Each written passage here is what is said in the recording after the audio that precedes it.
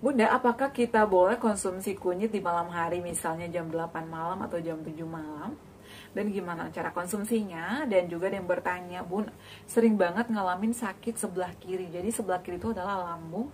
Aku juga pernah ngalamin itu gastritis ya. Jadi perut sebelah kiri itu banyak gasnya karena produksi asam lambung naik. Di sini aku bakal sharing, aku bakal jelasin. Saat ini alhamdulillah aku udah terbebas dari sensasi itu.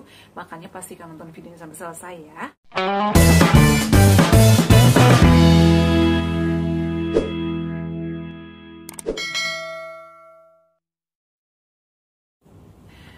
Assalamualaikum warahmatullahi wabarakatuh. Halo semuanya, selamat datang kembali di channel aku, Deva dan Bunda. Gimana kabarnya nih? Semoga semuanya sehat selalu ya. Di video kali ini aku bakal berbagi tips lagi ya. Dan tentunya akan berikan kalian motivasi. Kalian gak usah takut, kalian gak sendirian. Karena aku juga pernah ada di posisi itu. Jadi aku itu adalah pejuang asam lambung GERD anxiety. Aku juga pernah endoskopi USG di tahun 2021 ya. Aku tuh berjuang selama 2 tahun lebih, hampir 3 tahun. Dan aku itu ditemukannya ada peradangan di dinding lambung aku ya. Jadi aku tuh gastritis dan juga ada sensasi GERD yang sering aku alami. Jadi banyak yang nanya, Bun, GERD itu apa sih? Gastritis itu apa sih bedanya? Jadi gastritis itu terjadinya peradangan di dinding lambung, sehingga kalau misalnya asam lambung kita naik itu memenuhi lambung ya. Dan juga sensasinya itu menurut aku aneh-aneh aja ya.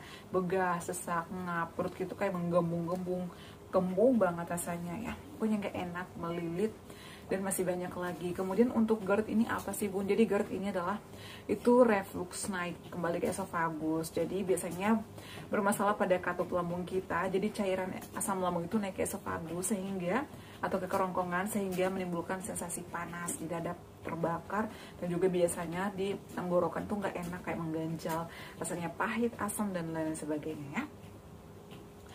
Jadi kalian gak usah takut, aku juga pernah ada di posisi itu ya. Teman-teman, di video kali ini aku langsung aja balas ya, atau bakal bahas terkait pertanyaan dari salah satu ya subscriber aku. Ada beberapa sih yang nanya ini, aku bakal bacain atas nama Denis Juariah 7110. Bun, kasih saran dong buat aku yang sedang pemulihan. Tiap maghrib kadang perut begah terus padahal perasaan makan sudah mengkonsumsi yang aman. Kemudian apa boleh, Bun, konsumsi kunyit misal jam 5 sore, makan minum kunyitnya jam 8. Maksudnya jam 5 sore makan minum kunyitnya jam 8. Apa masih bisa? Oke teman-teman, aku bakal bahas karena ini juga adalah sensasi yang aku alami pada saat itu ya. Jadi ini adalah sensasi gastritis seperti yang aku alami pada saat itu. Jadi teman-teman, aku juga pejuang gastritis sampai aku endoskopi. Kenapa? Karena menurut aku tuh nggak nyaman banget ya. Dari sore ya, kalau siang itu aku masih bisa aktivitas, masih bisa kerja, masih bisa cengar-cengir sama teman-teman aku ya. Kenapa? Karena di siang hari itu aku sibuk dengan aktivitas aku ya. Kalau misalnya sensasi itu datang mungkin ada aja ya nyolek-nyolek gitu, tapi aku tuh fokuskan, pikiran aku tuh fokus dengan kegiatan aku, jadi aku bawaannya happy. Sehingga sensasi-sensasi yang muncul, yang nyolek-nyolek itu aku nggak hiraukan ya, aku abaikan aja. Tapi kalau misalnya udah sore hari nih, udah di jam 4 ke atas, mulailah kembunglah perut aku, begalah, bunyi-bunyilah, kerucuk-kerucuk lah, dia kayak berantem di dalam perut aku. Aku pun pernah ngalamin ini, terutama di sebelah kiri. Jadi teman-teman, lambung itu adalah ada di sebelah kiri ya. Aku tuh gastritis, permasalahan aku pada saat itu adalah di sebelah kiri, sering kembung, begah, kok enak banget ya, perih dan juga sakit ya, nggak enak banget pokoknya. Ternyata itu karena gasnya banyak. Itu disebabkan karena apa? Karena asam lambung kita naik atau produksi asam lambung naik, jadi menimbulkan gas.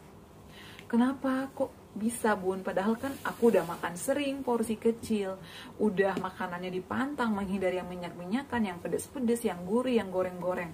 Tapi kenapa sensasi ini masih ada aja? Aku pun pernah ngalamin ini dan aku tuh kadang kesel sama diri aku. Aduh, aku salah apa lagi sih? Perasaan seharian aku udah makan yang benar. Perasaan aku udah hari ini udah nggak mikirin yang aneh-aneh. Kenapa?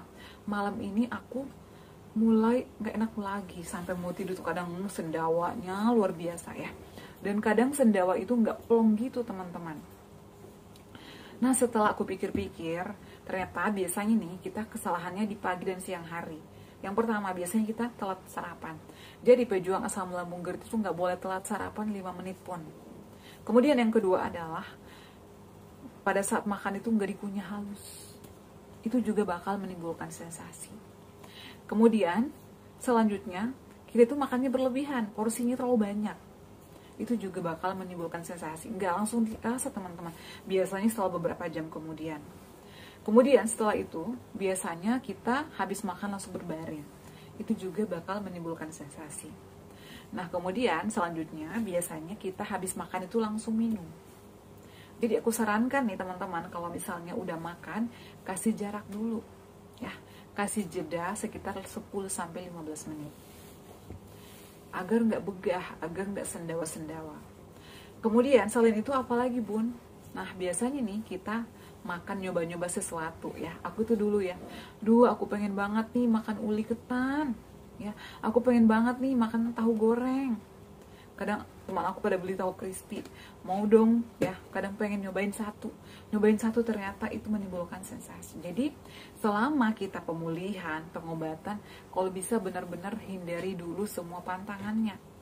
Menghindari pantangan ini nggak selamanya, hanya pada proses pemulihan dan pengobatan, sekitar 3 bulanan lah ya. Itu nanti bakalan sensasinya menghilang ya, sensasi itu nggak bakalan muncul-muncul lagi. Kenapa masih sering muncul ya sensasinya bun? Biasanya nih kita ya, kalau misalnya udah pulang kerja, jadi makanan yang tadi yang misalnya kita makan seharian, itu nanti bakal muncul sensasinya nyolek-nyolek. Dan kita udah nggak ada aktivitas, jadi kalau sensasinya muncul nyolek-nyolek, kita fokuslah di sensasi itu. Makin cemas, makin panik, keringat dingin lah. Aduh, aku ini kenapa? Aku tuh kadang kayak gitu dulu. Ya, seharian di kantor nggak apa-apa, nyampe di rumah kok kayak gini lagi. Dan biasanya kita tuh masuk angin.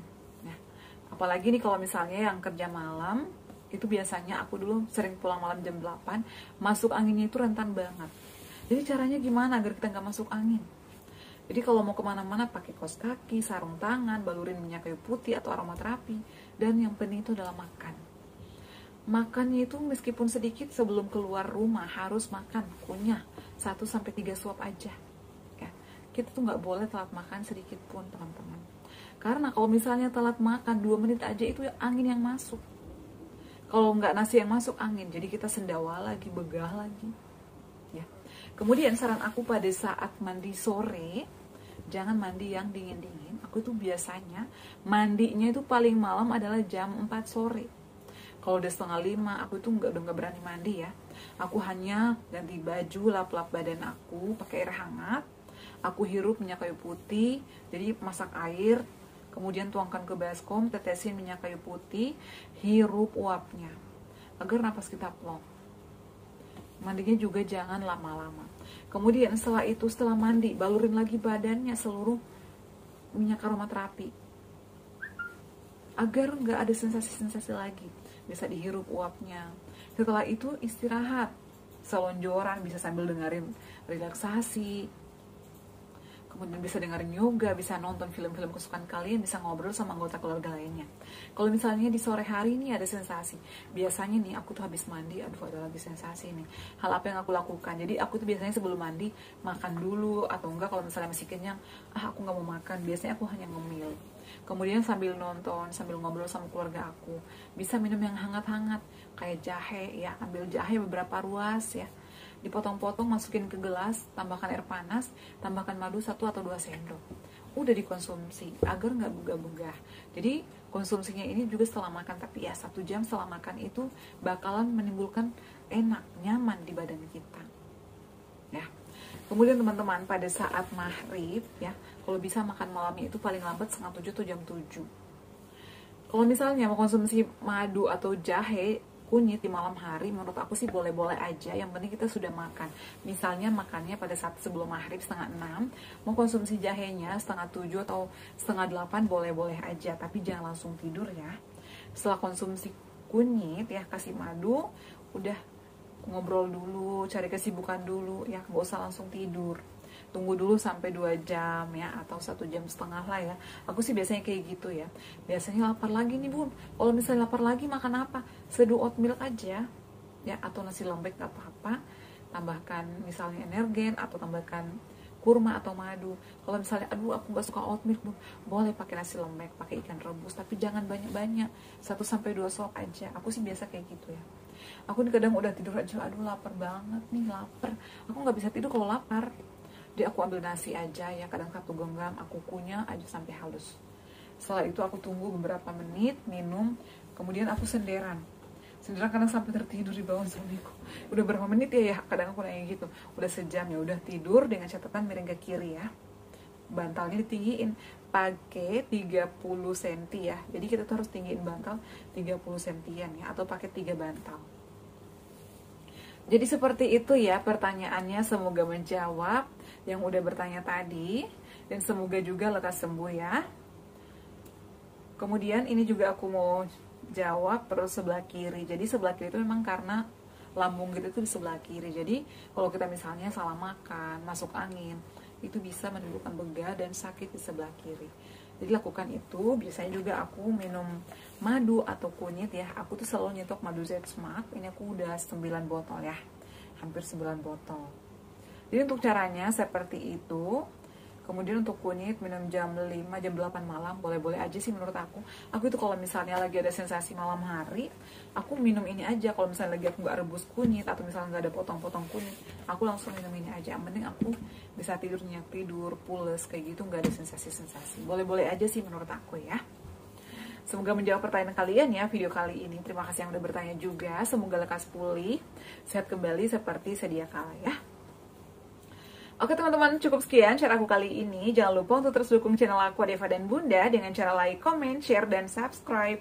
Assalamualaikum warahmatullahi wabarakatuh. Sampai ketemu lagi di video-video aku selanjutnya. Bye!